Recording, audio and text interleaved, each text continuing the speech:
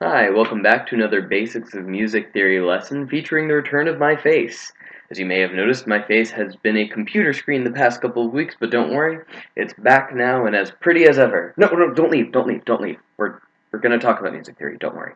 Um, Now, I'm gonna kind of just talk in layman's terms about melody and harmony. Now, melody is the main focus of most music, at least most Western music, and that's from a listener's perspective. So when someone's humming a tune or singing along to something, they're generally singing the melody. It's oftentimes the focus of the piece. It's, a line of music that really just carries the piece, and if you kind of name something as like, oh yeah, that's the piece, it's the melody that lets you know that. Now, everything else, therefore, is either really supporting it or working against it to cause tension, and then later supporting it to relieve that, or um, and that's really the simplest way to define melody. Is it's that thing that you sing along to. Now, when you have multiple notes at the same time, that's called harmony. So when you have two singers singing two different notes, one of them is singing a harmony, and it's a way to support the melody. Harmony is how you build up chords. And yeah, there's only a little bit else to say about these topics. After all, I'm not going too in depth, and that's the ideas of countermelody and counterpoint. Now, what a countermelody is when you have a short melody around the main melody to kind of maybe fill in the gaps or just add a little bit of it. It's not the main melody, but at the same time, it is a small melody of its own.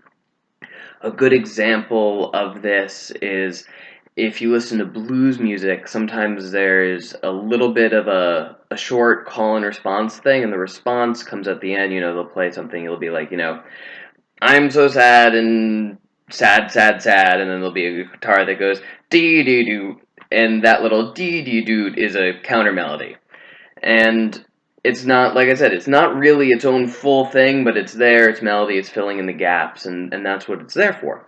Now, you can also have multiple melodies at once, and when you have multiple melodies at once, that's called counterpoint. The most obvious example of that is Bach fugues are entirely counterpoint. Many people, including myself, kind of view them as oftentimes the kind of pinnacle of counterpoint is the Bach fugues, at least in a Baroque style. You also end up having counterpoint, though, in later classical music, in modern music. You can have two jazz soloists going at once, and oftentimes what they're doing kind of follows the same principles of counterpoint. So it does exist in other ways. So yeah, that's really everything you kind of need to know to have a basic understanding of melody and harmony. Anyway, I hope that was useful for you, and hope to see you again here soon. Alright, bye-bye.